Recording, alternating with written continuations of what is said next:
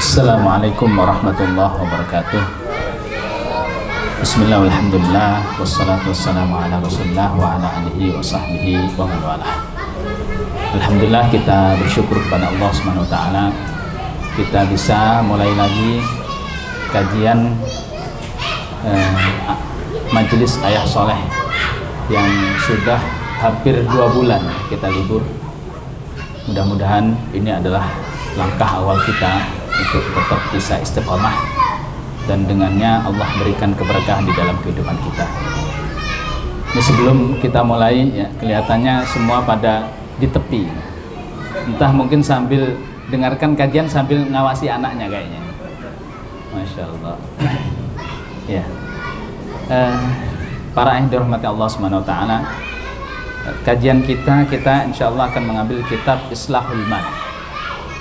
Dan kitab Islahul Mal ini menarik dari 3 sisi ya. Yang pertama dari sisi penulisnya, kemudian yang kedua dari sisi judulnya, yang ketiga dari sisi isinya.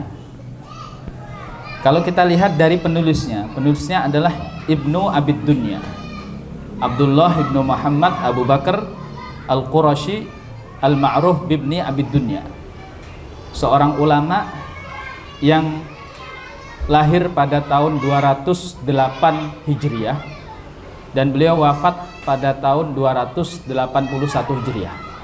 Jadi beliau termasuk ulama abad ketiga ya, termasuk abad ya, 3 abad yang mulia ini ya, Qurun Mufaddalah. Beliau ini istimewanya apa? Beliau ini bukan seorang ulama biasa, tapi beliau adalah muaddib. Dan muaddib itu adalah gurunya anak-anak atau keluarga dekat daripada khalifah. Jadi muaddib. Jadi dia bukan guru di sekolah biasa, bukan. Tapi dia guru yang khusus mengajari anak-anak dan juga keluarga dekat khalifah. Ini muaddib. Istimewanya apa? Ketika penulis buku ini adalah seorang muaddib, berarti apa yang beliau sampaikan ini sesuai dengan kapasitas daripada murid-muridnya. Beliau ini akan menyampaikan kepada calon-calon khalifah. Jadi ilmu yang beliau ajarkan ini adalah ilmu yang beliau ajarkan kepada calon-calon khalifah.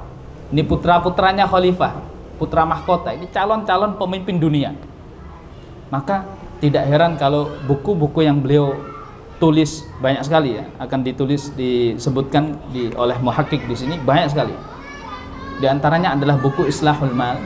Ini buku yang sangat berbobot, yang tidak hanya buku pengetahuan umum ya. Buku pengetahuan yang sebatas ya yang penting tahulah, sebagaimana kita dulu ya belajar ilmu pengetahuan ya yang penting tahu. Tidak, tapi buku ini adalah buku yang lebih dari itu, karena mereka yang belajar adalah orang-orang penting ya, orang-orang yang nanti kelak akan menjadi pemimpin-pemimpin dunia. Maka tidak hanya pengetahuan saja, tapi pengetahuan itu adalah pengetahuan yang bisa diterapkan, karena mereka punya kekuasaan ya, punya kekuasaan, khalifah, anak-anak khalifah, keluarga dekat khalifah.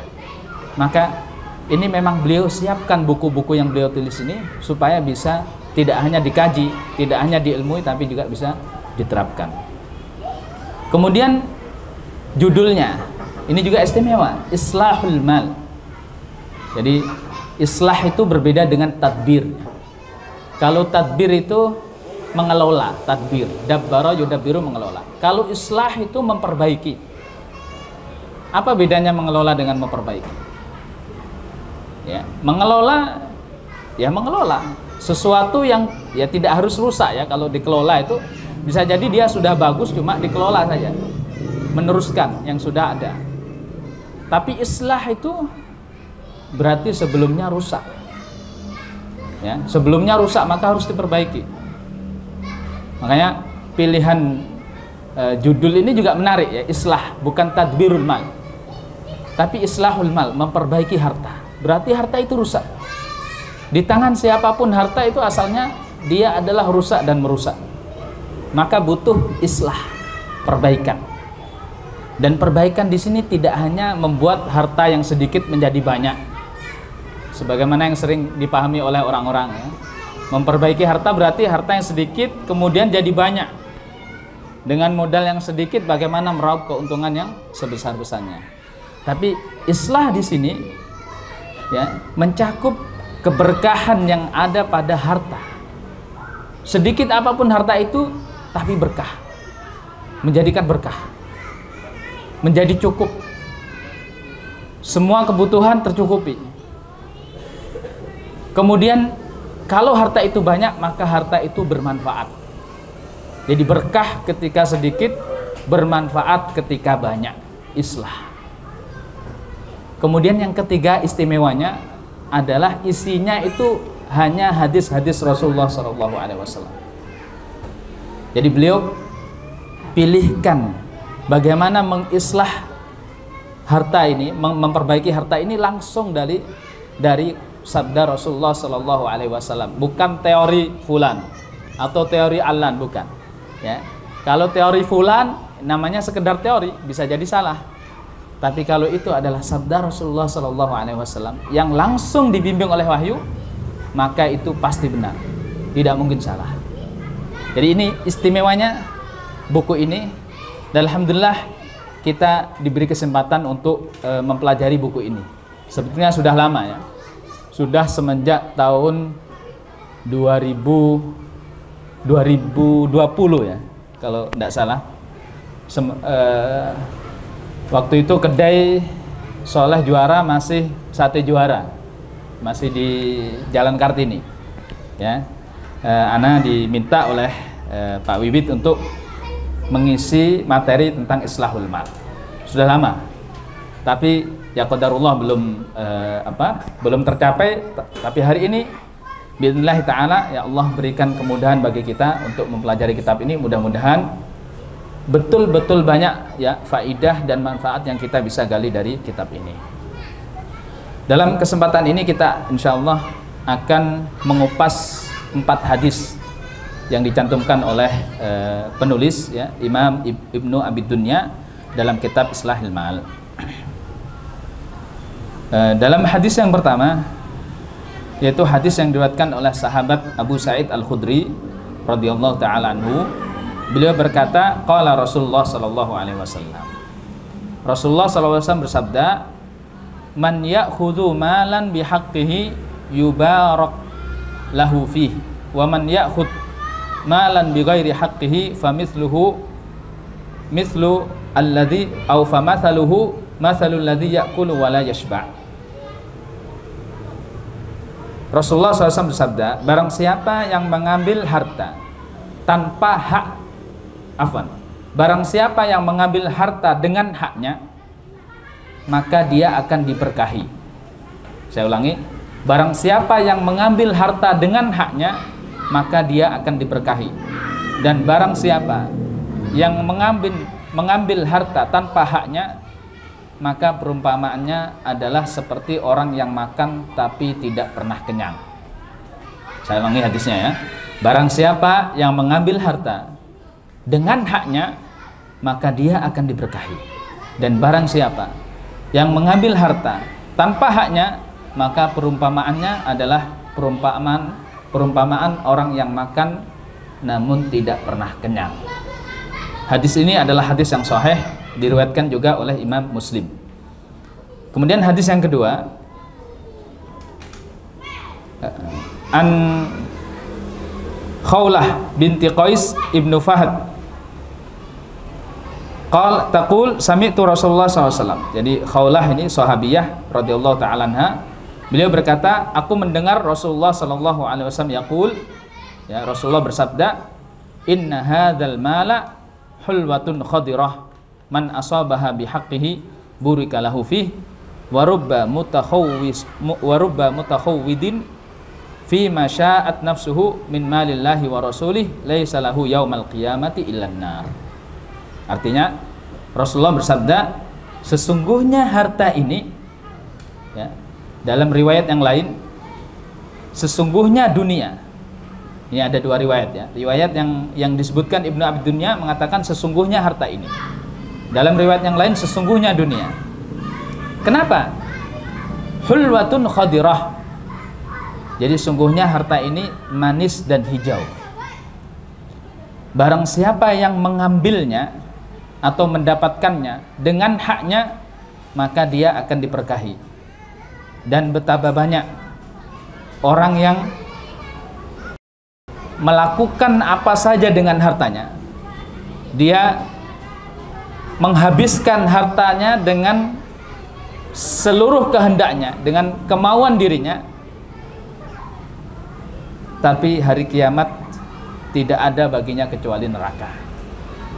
Hadis ini juga sahih, disahihkan oleh Syekh Al-Albani. Hadis yang ketiga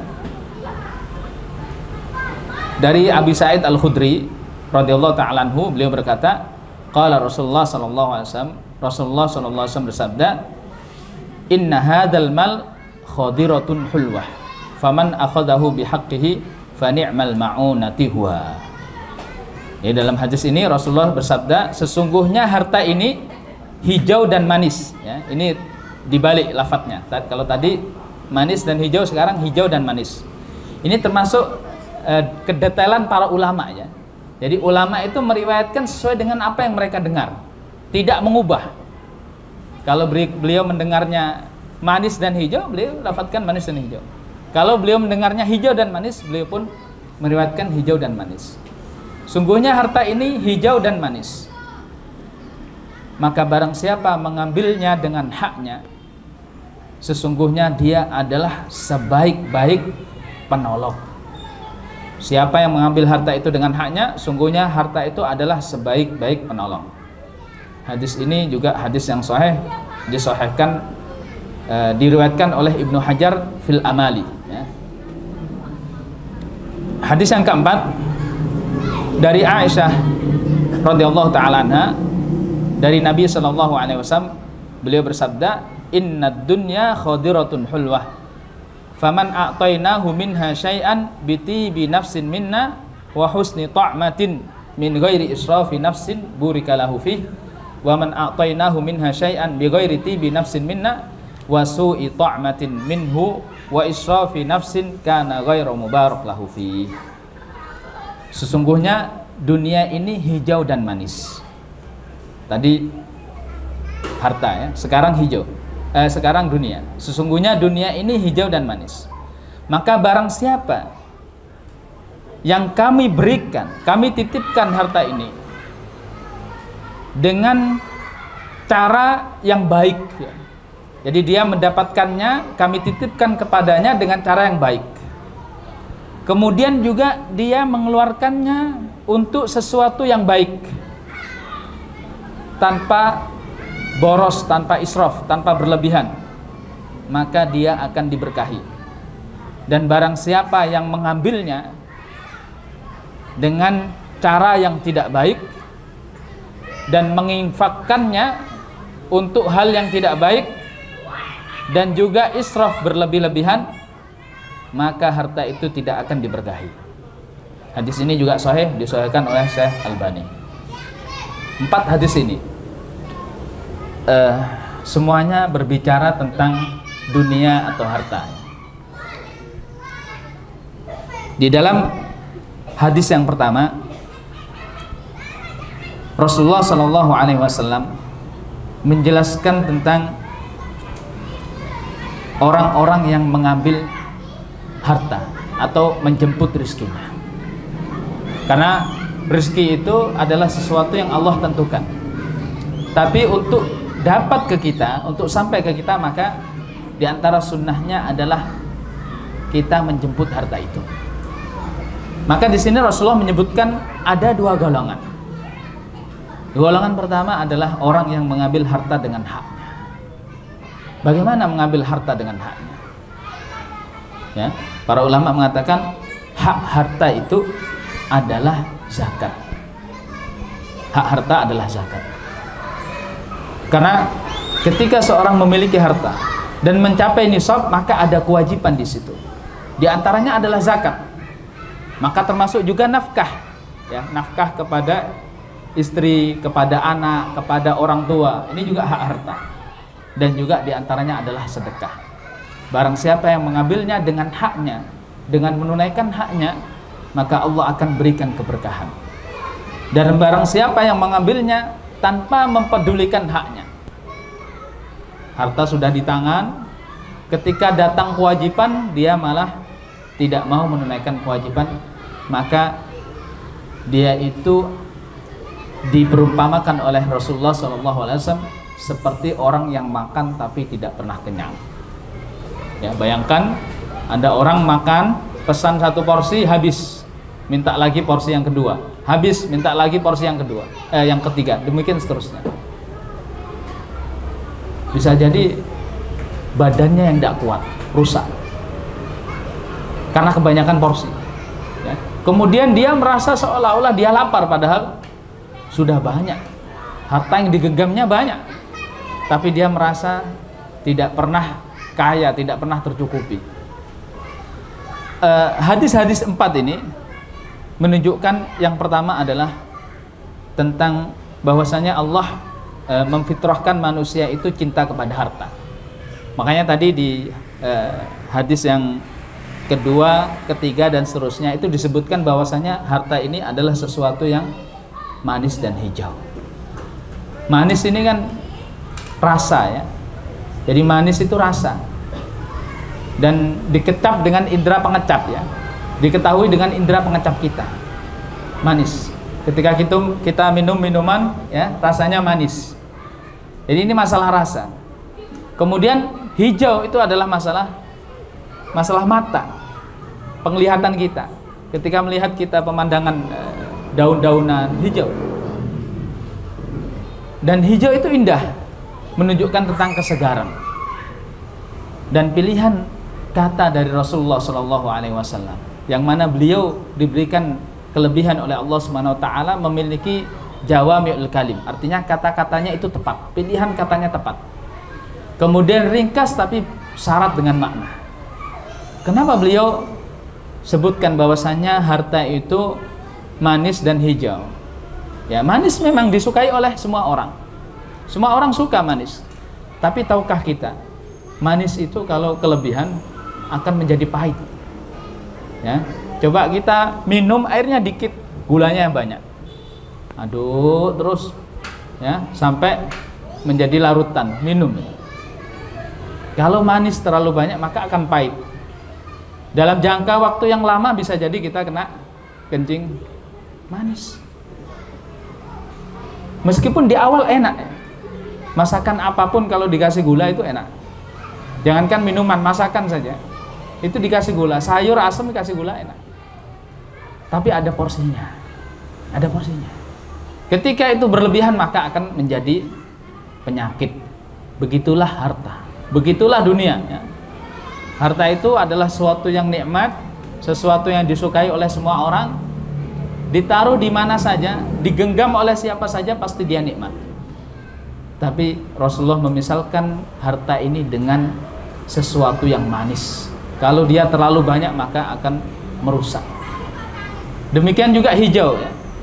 Hijau ini adalah sesuatu yang indah. Semua orang suka hijau. Ya, orang yang tinggal di kota, tinggal di perumahan, jarang melihat hijau-hijauan. Ketika mudik ke kampung melihat sawah hijau, masya Allah, seger, hijau. Orang Saudi di sana ya kering, jarang hujan. Ketika sampai ke Indonesia bilangnya apa? Jannatullah fil ard, surga Allah yang ada di bumi. Iya, karena beliau tidak pernah melihat hijau-hijauan. Hijau itu menyegarkan. Tapi tahukah kita bahwasanya hijau ini akan cepat kering. Kita petik daunnya, besok kita lihat apakah masih hijau, apakah masih seger. Pasti akan keriput, akan kering, lama-lama akan menjadi kuning dan gugur. Begitulah dunia. Sebagaimana kata ulama, Rasulullah mengibaratkan harta ini dengan hijau, sesuatu yang hijau, karena cepatnya harta ini akan berlalu dari kita. Akan berlalu cepat. Sebanyak apapun dia akan habis.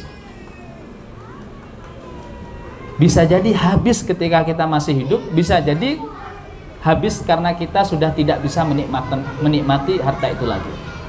Betapa banyak orang ya masih hidup, masih bernyawa, masih bisa beraktivitas tapi tidak bisa memanfaatkan hartanya. Kalau mau makan saja pilih-pilih. Daging tidak boleh, gaji tidak boleh, gula tidak boleh, harus gula tertentu, nasi putih tidak boleh. Padahal dia punya harta yang banyak. Ya, berarti Allah sudah cabut hartanya itu. Apa gunanya kalau ternyata harta itu tidak bisa dimanfaatkan? Apalagi kalau dia sudah meninggal. Ya, jadi gambaran bahwasanya harta itu adalah sesuatu yang hijau menandakan bahwasanya harta ini cepat berlalu, cepat hilang dari tangan seseorang. Dalam sebuah firman Allah Subhanahu wa taala di dalam surat Ali Imran ayat 14, Allah berfirman, "Zuyyina lin-nasi hubbus syahawati minan nisa wal banina wal qanatiril muqantarati minadh dhahabi wal fiddah wal khailil musawwamati wal an'ami wal harth."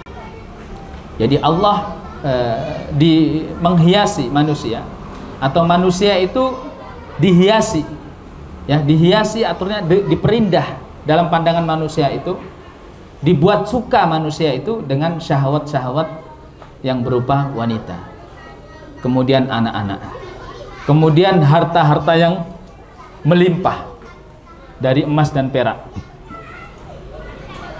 kemudian kuda, kendaraan, kuda yang hebat, kendaraan yang megah, yang mewah, wal an'am, hewan-hewan ternak, wal harth, sawah dan ladang. Dzalika mata'ud dunya. Jadi semua perhiasan ini adalah perhiasan dunia. Wallahu indahu husnul ma'ab.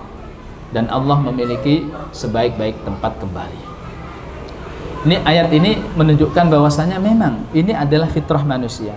Allah jadikan manusia suka dengan hal-hal yang Allah sebutkan ini. Suka terhadap wanita, suka terhadap anak-anak yang banyak, suka terhadap harta benda emas dan perak, suka memiliki kendaraan yang mewah, kemudian memiliki peternakan yang banyak yang menghasilkan dengan hasil yang melimpah, memiliki kebun, sawah, ladang, suka.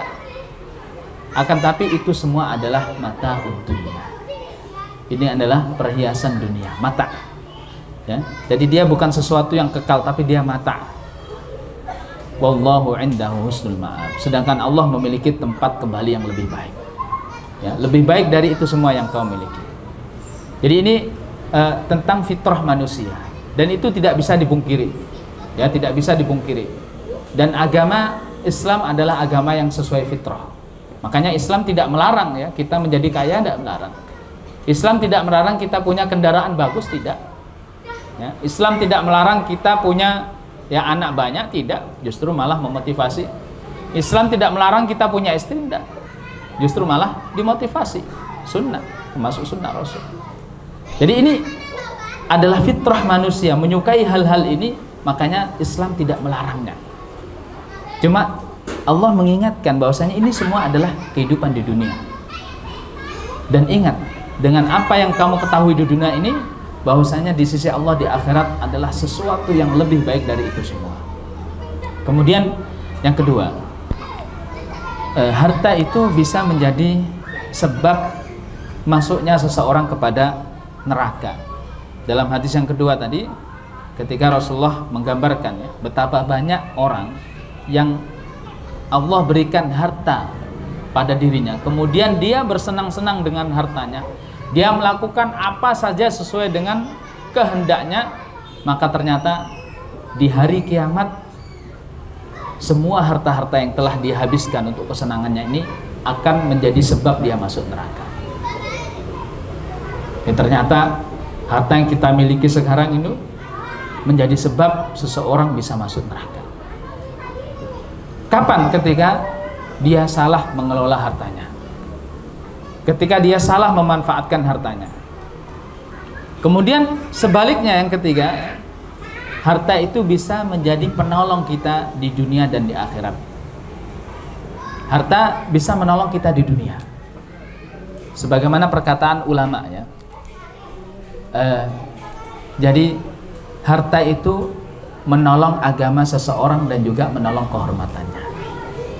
Dengan hartanya dia bisa menjaga agamanya. Ya, karena kalau seseorang yang kekurangan harta, bisa jadi dia akan menjual agamanya demi harta itu. Ya, makanya al-faqru aqrabu ilal kufr. Ya, dalam doanya Rasulullah pernah berlindung, Allahumma inni a'udzubika minal kufri wal faqr. Ya Allah, aku berlindung darimu, aku berlindung kepadamu dari kekufuran dan kefakiran.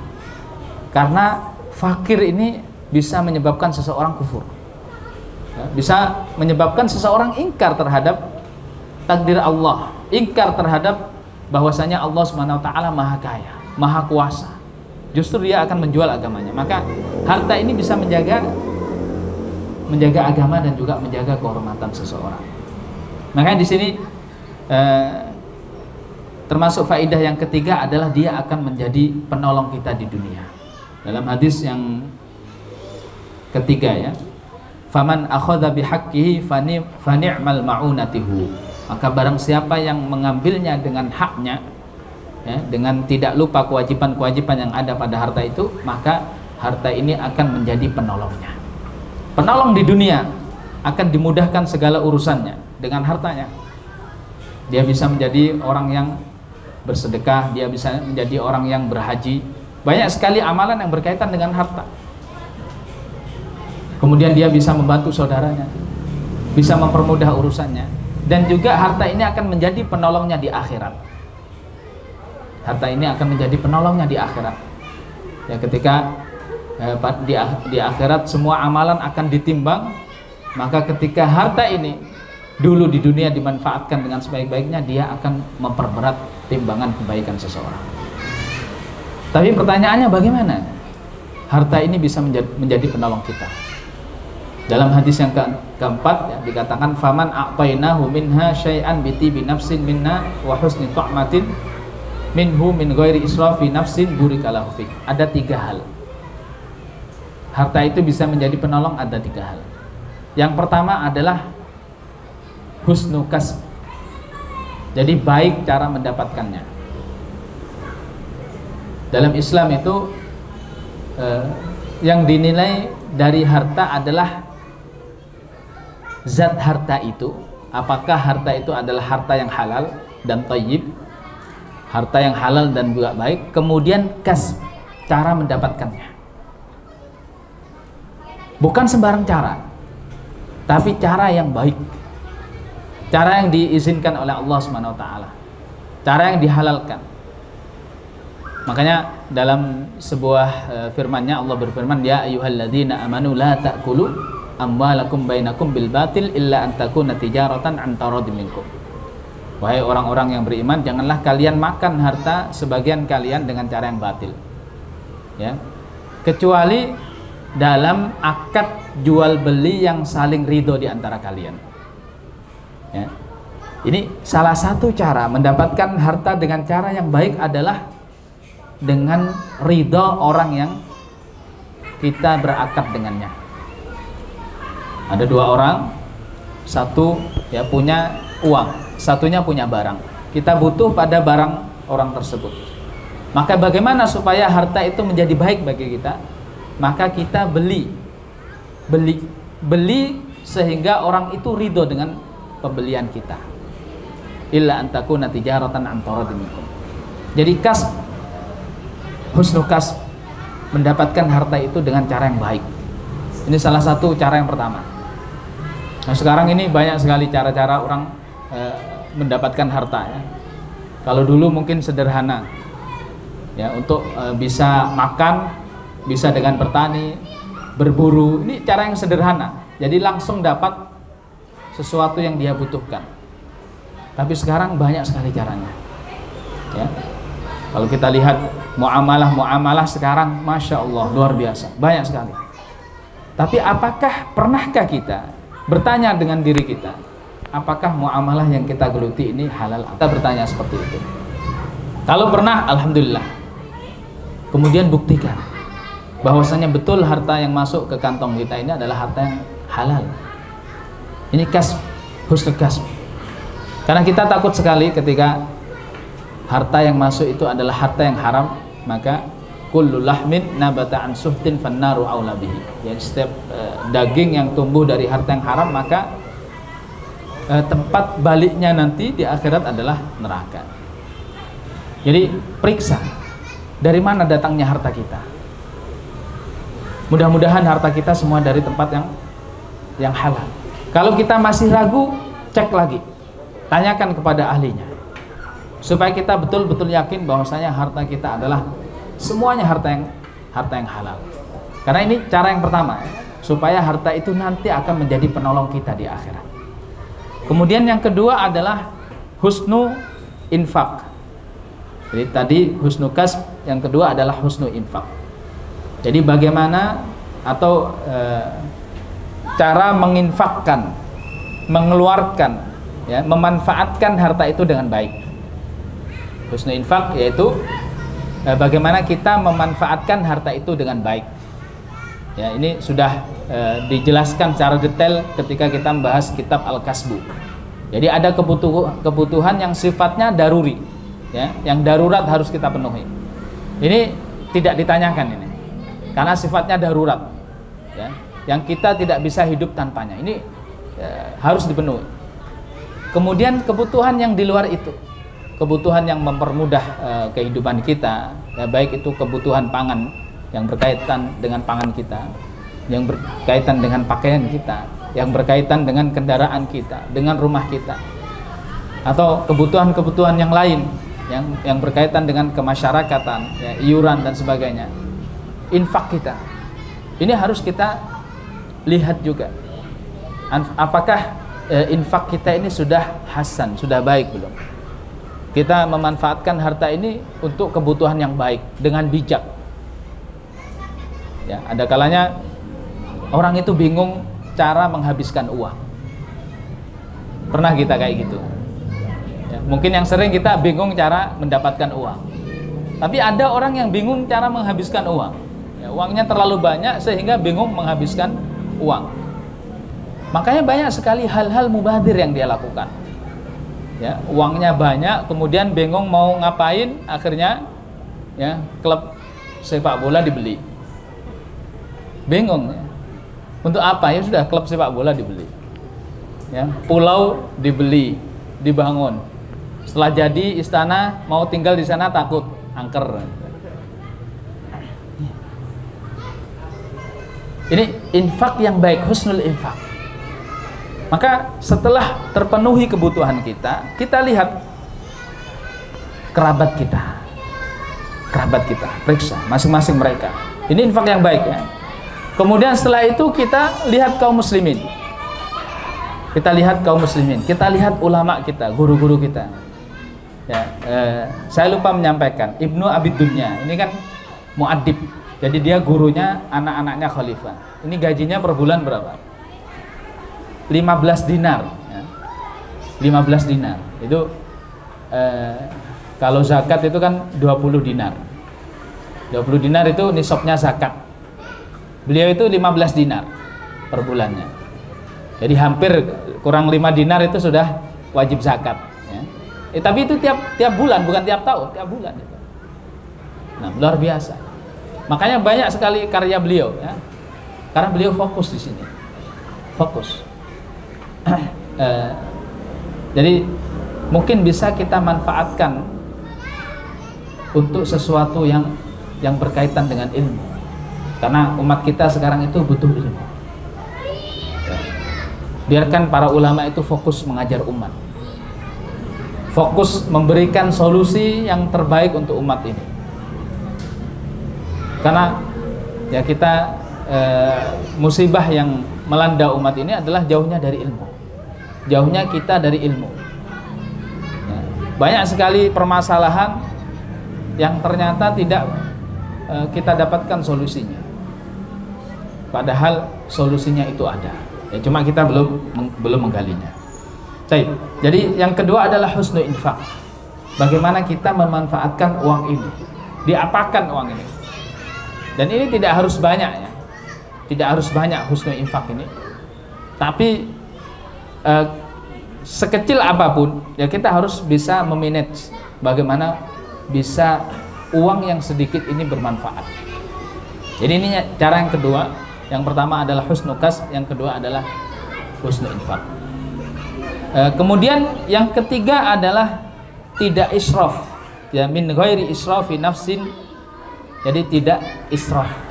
Jadi israf itu berlebih-lebihan, ya. Saraf, ya, saraf berlebih-lebihan. Jadi ketika seseorang bisa melakukan tiga hal ini, yaitu mengambil harta dengan cara yang baik, kemudian menginfakkan dengan cara yang tepat guna, tepat manfaat, kemudian tidak berlebih-lebihan, ya, tidak israf, maka harta itu akan menjadi ma'unah, menjadi penolong. Kemudian faedah yang keempat adalah keberkahan dari harta.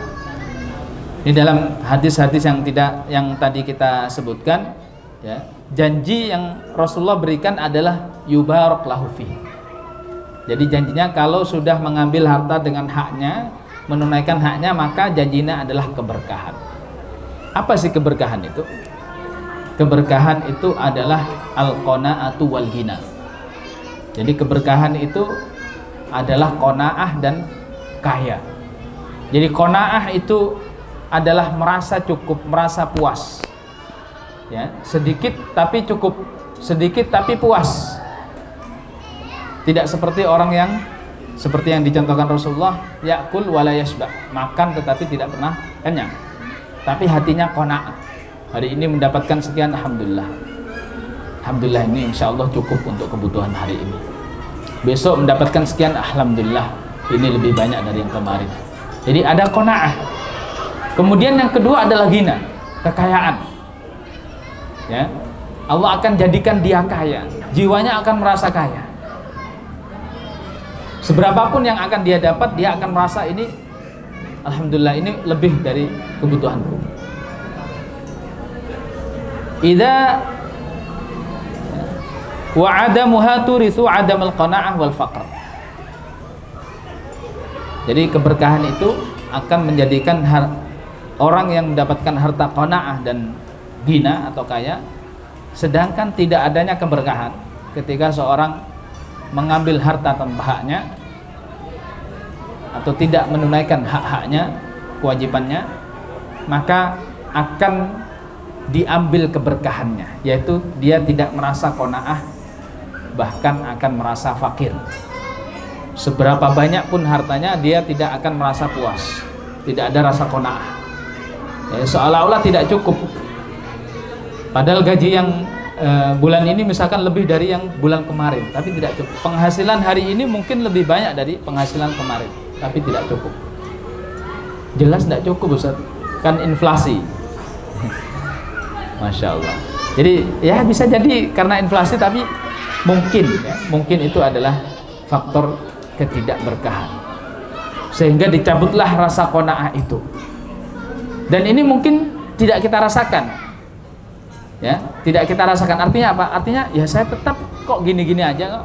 Tiap hari ya makannya begini, tiap hari kebutuhannya ini. Tapi mungkin dari orang-orang sekitar kita, yaitu istri kita.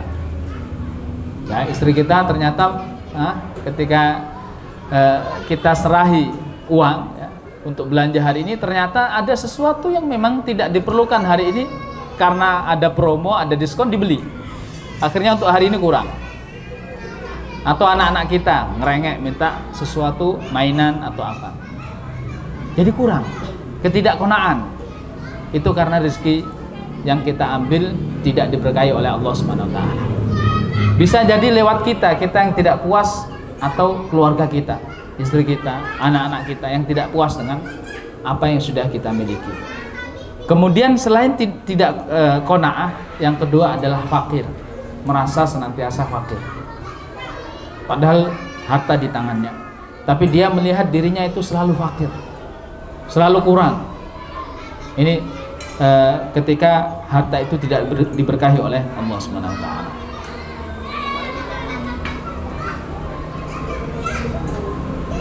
Kemudian dalam hadis ini ya,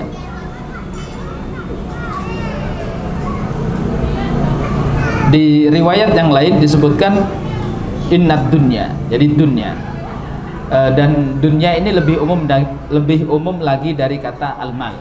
Ya, kalau mal itu kan harta, dunya ya dunya, ada harta, ada yang lainnya. Dan dalam hadis yang riwayat yang lain ini dikatakan dunia itu sifatnya manis dan hijau. Artinya sebagaimana harta tadi, kalau banyak dia akan membahayakan kita dan juga dia akan cepat hilang, demikian juga dunia. Selain harta juga seperti itu. Pokoknya semua yang ada di dunia ini kalau banyak akan berbahaya. Ya, banyak akan berbahaya. Kemudian dia juga akan cepat hilang. Kenikmatan apa yang kita rasakan di dunia ini ya tidaklah kekal. Ma indakum yanfad wa ma indallahi baqi. Apa saja yang ada pada dirimu itu pasti akan habis. Dan apa saja di sisi Allah itu yang kekal. Ini ya mungkin 4 hadis ini bisa merubah cara pandang kita terhadap dunia dan juga harta. Ya. Bahwasanya memang fitrah kita Allah jadikan kita suka dengan harta, suka dengan dunia, suka dengan kenikmatan-kenikmatan yang ada di dunia ini. Namun ketahuilah ada sesuatu yang lebih nikmat dari itu semua, yaitu apa yang Allah janjikan di sisinya, dan itulah sesuatu yang diinginkan oleh setiap mukmin. Jadi dalam setiap gerak-geriknya, setiap ibadahnya dia selalu berdoa kepada Allah, Rabbana atina fid dunya hasanah wa fil akhirati hasanah wa qina adzabannar. Ya Rabb kami, berikanlah kepada kami di dunia kebaikan dan juga berikanlah kepada kami di akhirat kebaikan dan jauhkan kami dari api neraka. Wallahu taala alam, sallallahu ala nabiyina Muhammad wa ala alihi wa sahbihi wasallam.